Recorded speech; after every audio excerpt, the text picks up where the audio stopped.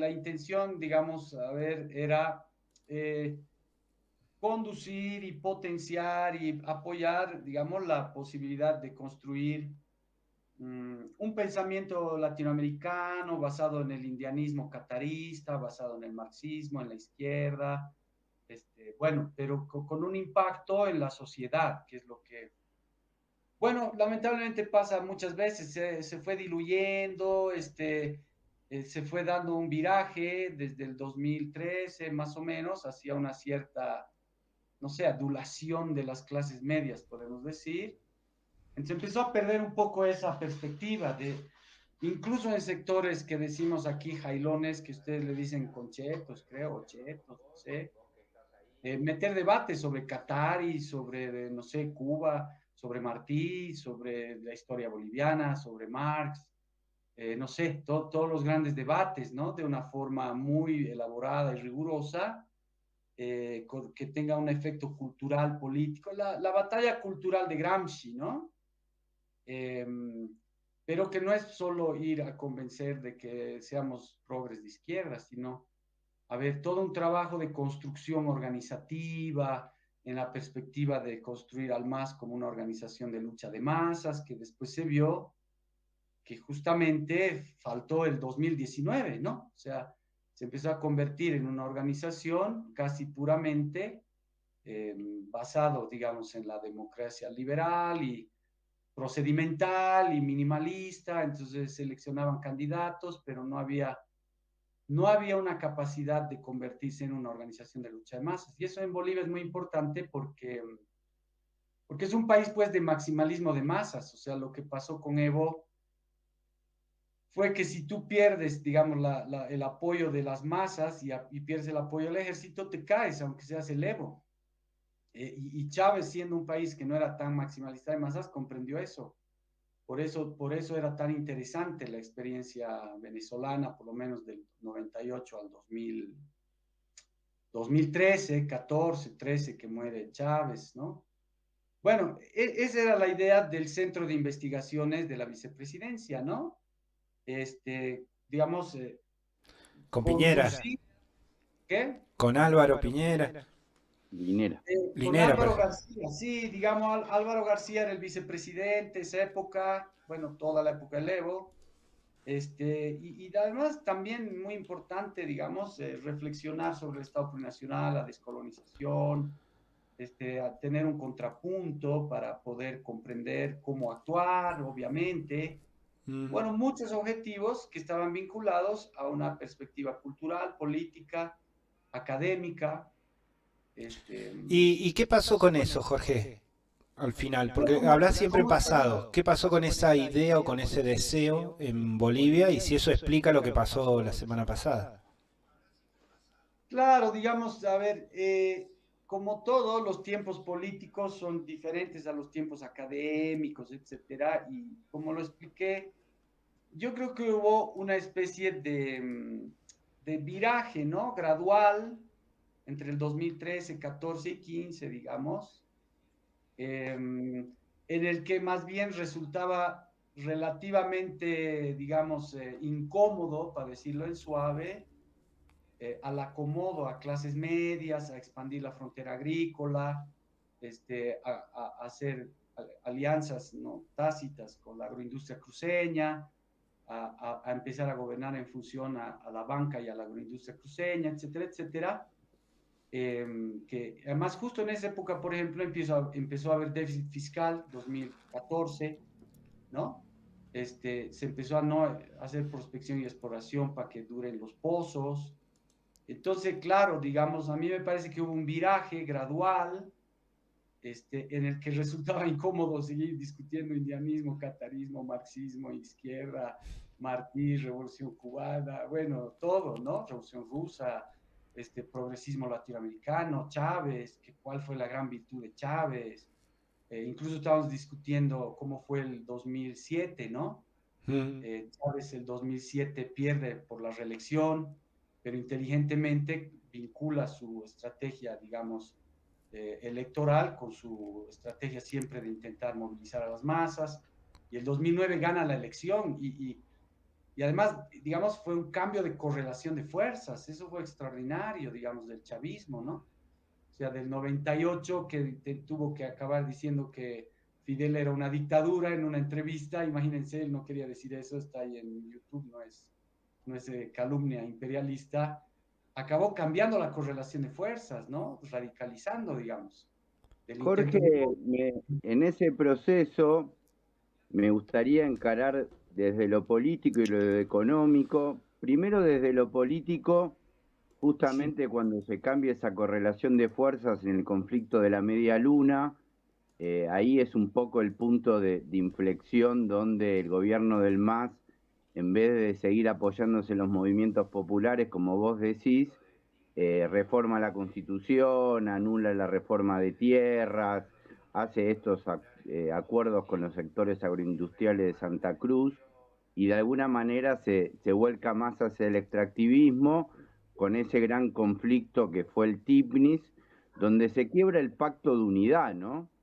Y sí, entonces por ahí acá en Argentina, en el medio de esta intentona de golpe, se ve la interna del MAS como una interna entre Arce y el Evo nada más, y entonces preguntarte, primero dentro del MAS hay otros sectores, además de estos dos, está el sector de David Choquehuanca, más ligado a esta visión pachamamista, y por otro lado hay un montón de sectores del campo popular que hace rato abandonaron el proyecto del MAS, como puede ser la CONAMAC o la CIDOB, o mismo todo lo que es el altiplano que representaba Felipe Quispe, y que también fueron los artífices de voltear al gobierno de facto y de que vuelva el MAS.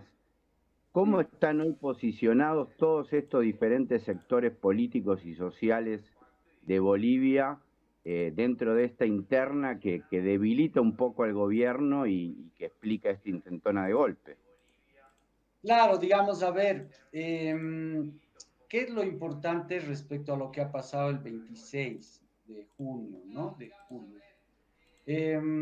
Digamos, la división en el MAS se fue trasladando poco a poco de las cúpulas, digamos, a otros sectores del propio MAS, y se fue trasladando a toda la sociedad boliviana. Entonces, el gran problema para entender lo del 26 de junio es que no hay gran diferencia entre Evo Morales y Arce. Siempre hay una tendencia a que se están dividiendo las cosas, a que tengan proyectos diferentes, pero eso todavía es algo muy germinal y ese es el problema, ¿no? Prácticamente es una disputa de liderazgos que no tiene mayor programa diferenciado. Y el gran problema, a ver, de fondo es comprender que es muy peligroso, aunque fue un golpe muy extraño, hablar de autogolpe, porque el problema ahorita es que, a ver, a mí lo que me parece es que fue un golpe fallido, muy mal hecho, entonces incluso puede parecer un autogolpe y no hay que descartarlo 100%, pero es una locura creer que un gobierno va a hacer un autogolpe para acabar debilitándose todavía más. ¿Qué es lo que está pasando a pocos días, no?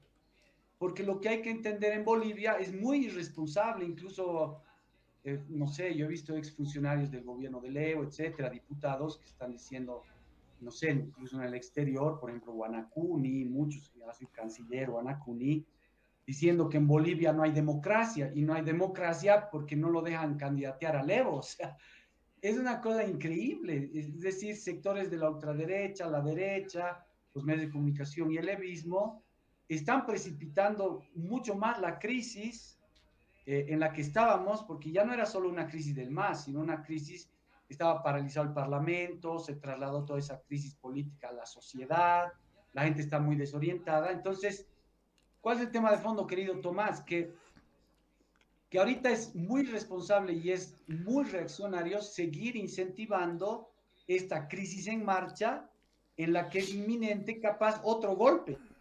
¿Me entiendes? Esta vez bien organizado, más efectivo, no sé, coordinado, porque Zúñiga también era un tipo, a ver, bastante egocéntrico, extraño, es verdad que era amigo del presidente, etcétera, hay cosas ahí complicadas, pero, por ejemplo, Sánchez, que es el nuevo comandante, incluso está acusado de haber sido parte del golpe, pero ahorita está de comandante, ¿no? ¿Me entienden? Entonces, el resultado del golpe fallido, en un 2%, si quieres, la posibilidad remota de que haya sido un autogolpe, el resultado es el mismo. O sea, la crisis política en marcha está precipitando una crisis mucho más grande.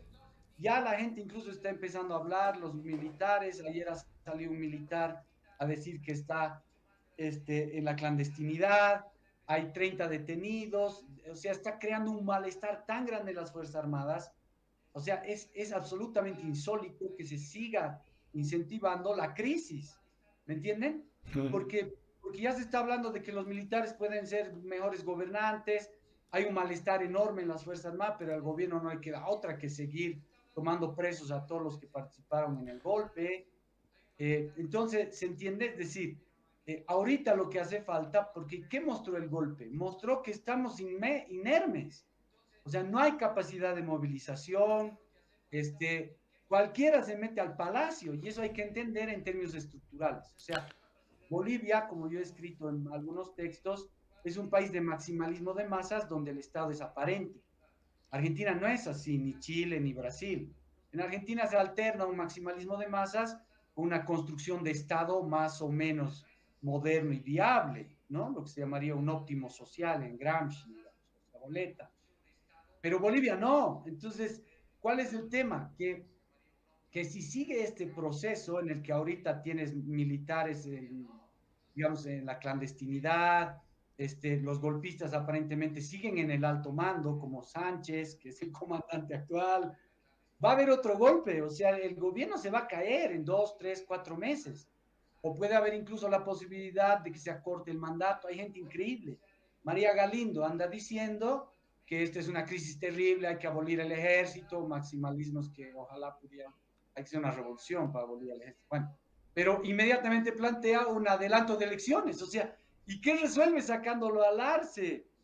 Es ridículo, o sea, vas a seguir profundizando la crisis que ya ha afectado incluso a todas las instituciones democráticas. O sea, ahorita Bolivia está al borde por su maximalismo de masas y la inexistencia de un Estado aparente, o sea, la constatación de que este es un Estado aparente, o sea, completamente frágil, de que volvamos a la dictadura, incluso militar.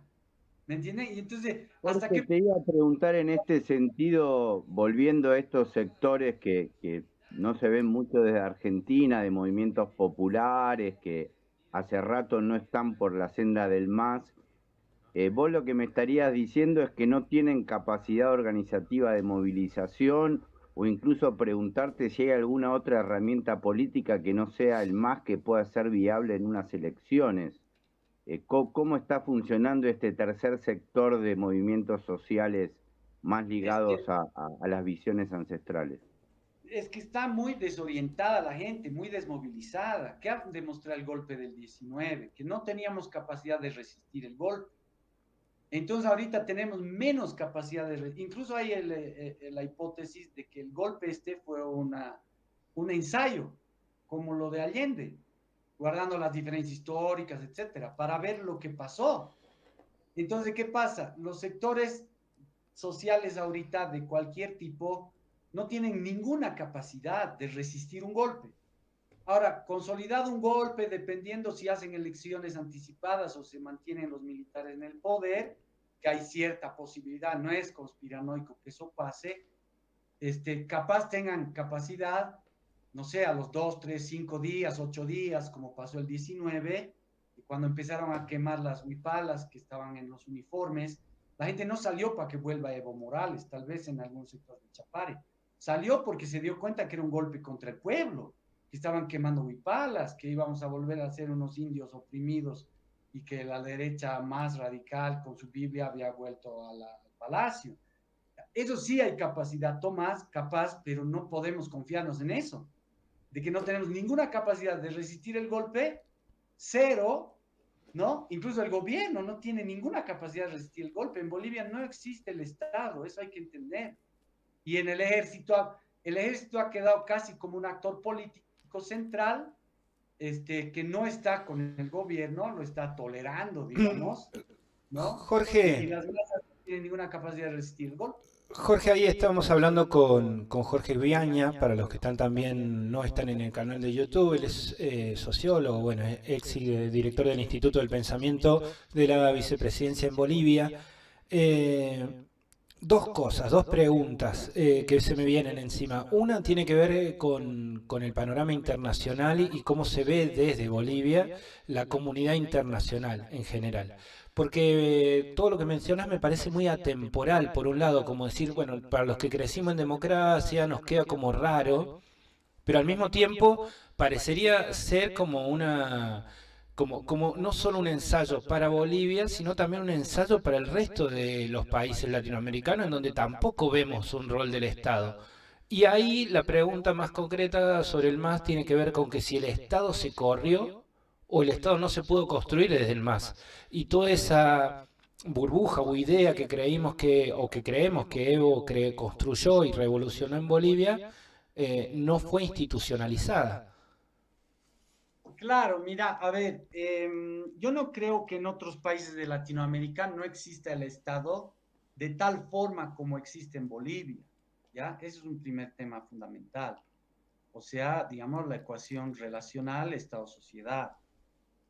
Sobre lo del Estado plurinacional, yo creo que hay dos visiones equivocadas. Uno cree que no hay nada de Estado plurinacional y que fue una farsa, que creo que se ha equivocado.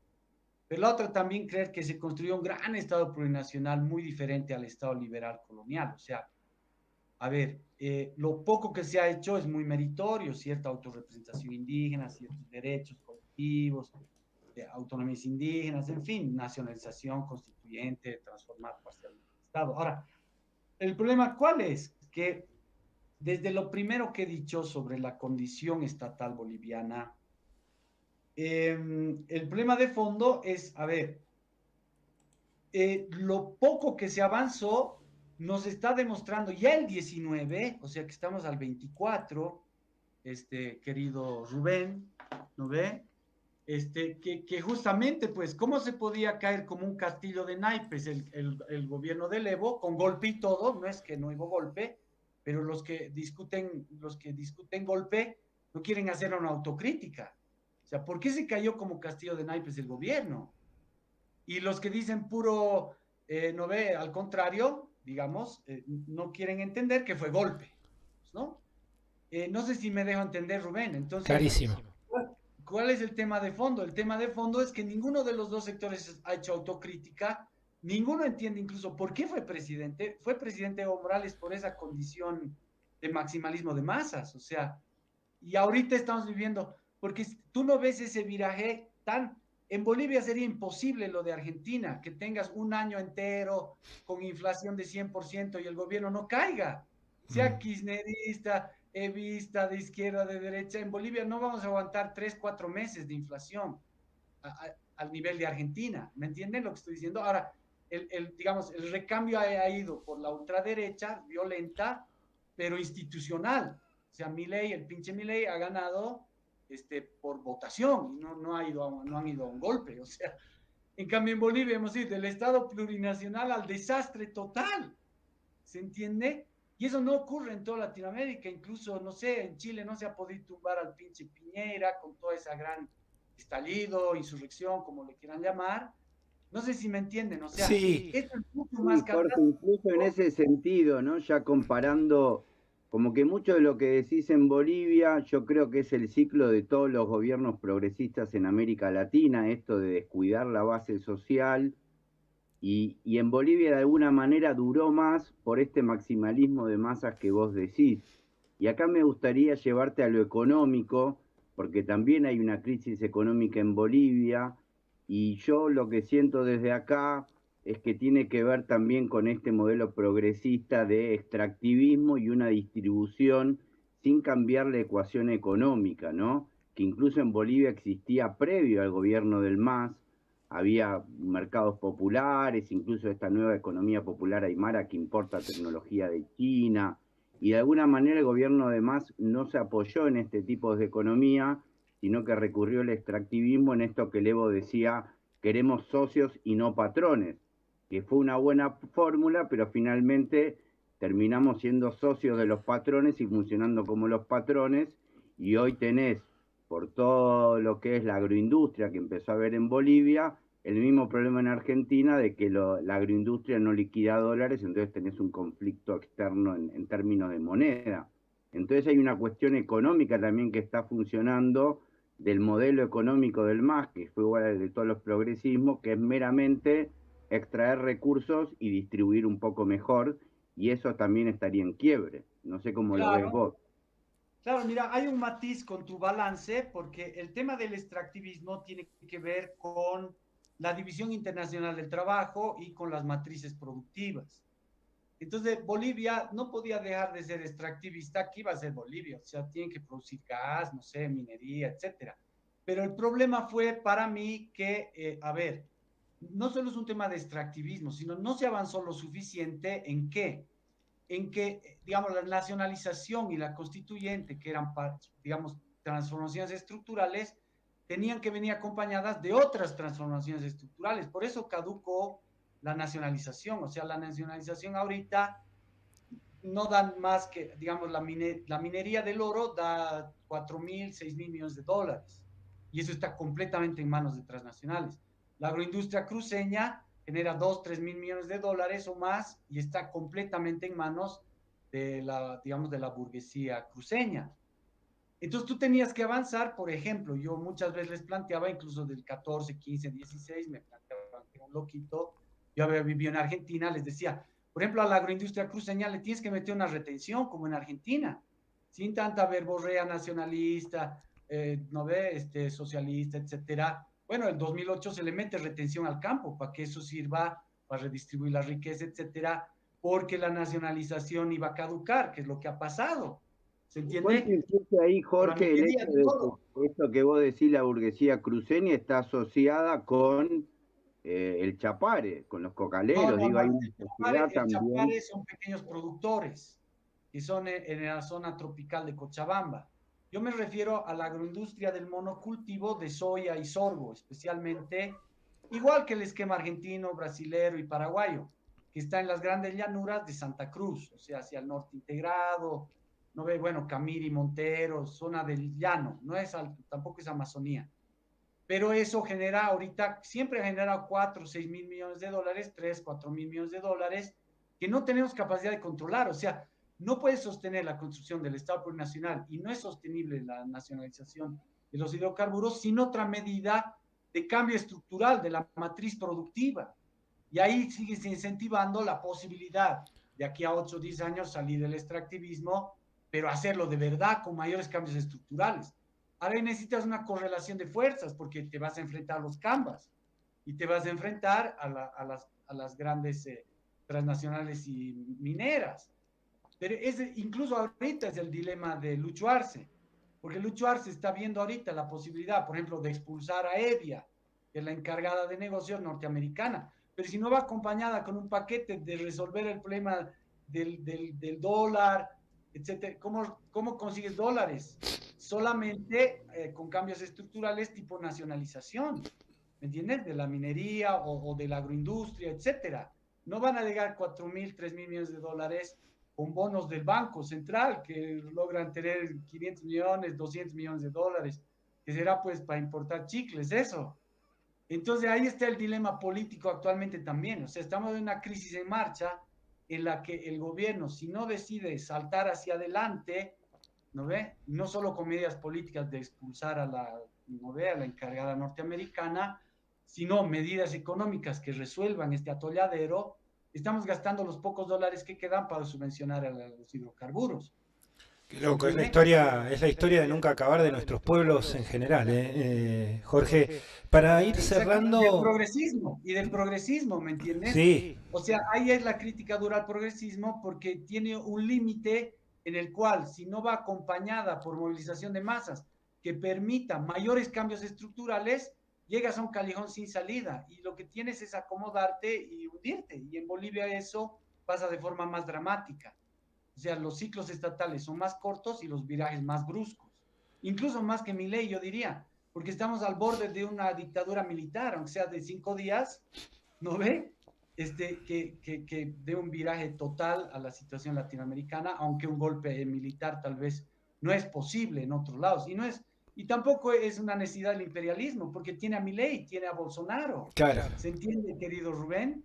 Jorge, No es ahí posible hacer un golpe para, militar en Argentina. para ir cerrando y apelando a lo que nosotros ignoramos, ¿no? ¿Hay otra figura, algo que no sepamos, algo que no hayamos visto, que desde lejos no se vea, aparte de Arce y Evo? ¿Algo más a No lo hay que tener nada. en cuenta? Eso es lo triste, no hay nada, compañeros. Ese es nuestro gran dilema. Por ejemplo, García Linera no tiene ninguna importancia política. Lo odian en el MAS, los dos bandos y los sectores sociales.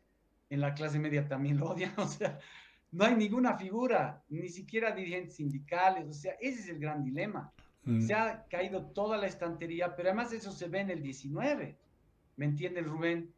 Ese es el drama ahorita. Estamos en calzoncillos y ni siquiera estamos pudiendo revertir la irresponsabilidad conservadora de medios de comunicación, evistas y todo el mundo, que ya no solo están hundiendo al gobierno, están hundiendo toda la estructura, digamos, de representación democrática, instalando una salida ultraconservadora que podría ser un golpe militar, que incluso dure semanas o meses, que no es lo que creo que hagan.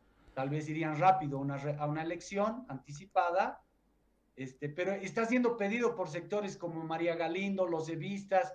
¿Y quién va a ganar en una elección anticipada en semejante situación política? Va a ganar la derecha, seguro. Eso es también lo que no están calculando los evistas. No hay referentes populares, organizativos de ningún tipo. Por ejemplo, la FEJUVE en el Alto. Son 5 FEJUVES que se están peleando las subalcaldías, etcétera, con la Copa, que sería lo más o menos organizado. No sé, los Ponchos Rojos, que son de la Tupac Katari de La Paz, de la federación, que sería lo más desarrollado. Están totalmente desorientados, unos apoyan a Lucho, otros a Evo, otros no saben qué hacer. ¿Se entiende? Sí, se entiende y es bastante triste también escucharte. Muchas gracias por tu tiempo, Jorge. Bueno, vamos a tener tu teléfono ahí para contactarte cada tanto y seguir entendiendo, ¿no? Sobre todo si estamos como medio optimistas, en algún momento te llamamos. Claro. O sea, yo creo que no hay que ser tan pesimista. ¿Y qué habría que hacer? Estamos intentando hacer eso. Todos los sectores de izquierda que han quedado más o menos, digamos, dispersos, individuos, etcétera, reagruparse para plantear 2 cosas. Una es, se necesita un proyecto, que es lo que he hablado, pero no de bla bla, sino temas puntuales, eh, reagrupar y hacer trabajo en las organizaciones para rápidamente recomponer el tejido y las organizaciones para resistir una posible nuevo intento golpista o una elección anticipada que intente, digamos, mitigar los daños de una separación entre Evo y Lucho y ver cómo se recompone eso en el escenario también liberal electoral, querido Rubén, ¿no? Mi intención no es desmoralizarlo, sino focalizar, por eso he participado última vez en esto, focalizar en las tareas. ¿Cuáles son las tareas? Reagrupar, hacer tarea de bases, lo que no le gustan también a los grandes funcionarios que solo quieren ser diputado y embajador, ¿no ve? Reagruparse desde las bases, reconstruir el tejido social, plantear un proyecto viable que no es bla bla retórico ni doctrinario, sino nuevos cambios estructurales, recuperar excedente, nacionalización de, no sé, lo que además ahorita es urgente, control del comercio exterior para que se queden los dólares, etcétera, etcétera, ¿me entienden? Clarísimo, clarísimo. Muchas gracias por tu tiempo, Jorge, y seguimos en contacto y enorme a toda la compañerada. Bueno, súper, muchas gracias, Rubén. No te he podido ver, la próxima será, y Tomás. No, un gusto charlar con ustedes. Pues. No me estás viendo a mí. Ah, no me ves, claro. Sí. Pero bueno, está bien. Ya nos vamos a ir mostrando ahí enseguida. Pero bueno, en el canal va a estar viéndose. No te preocupes. Para, ahí estamos. No me di cuenta de mostrarme.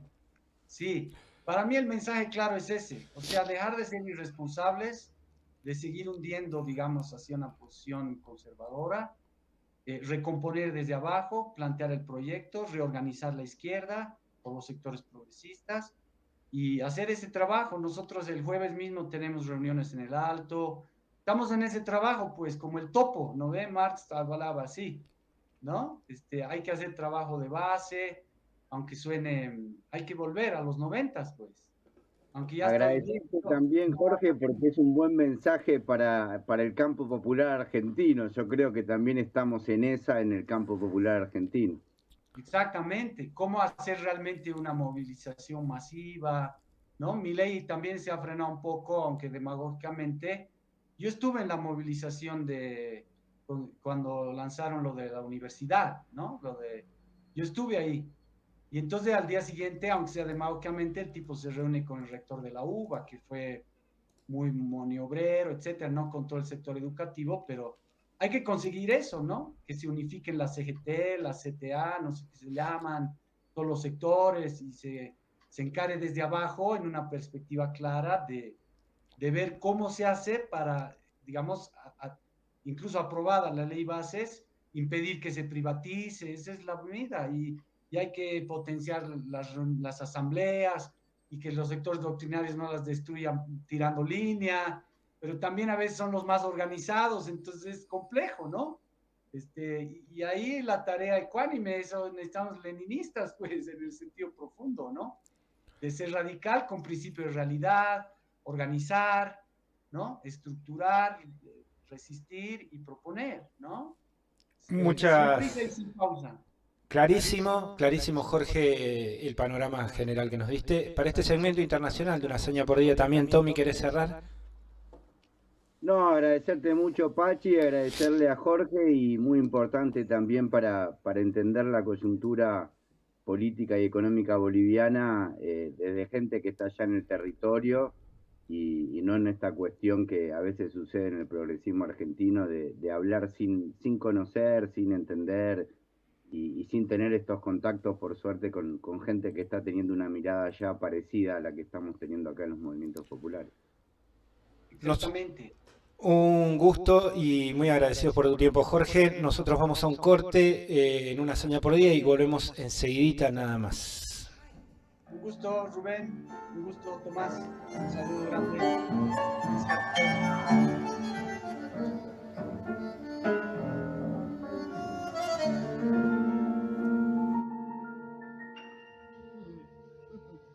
Yo adivino el parpadeo de las luces que a lo lejos van marcando mi retorno. Son las mismas que alumbraron con sus pálidos reflejos hondas horas de dolor. Y aunque no quise el regreso, siempre se duele.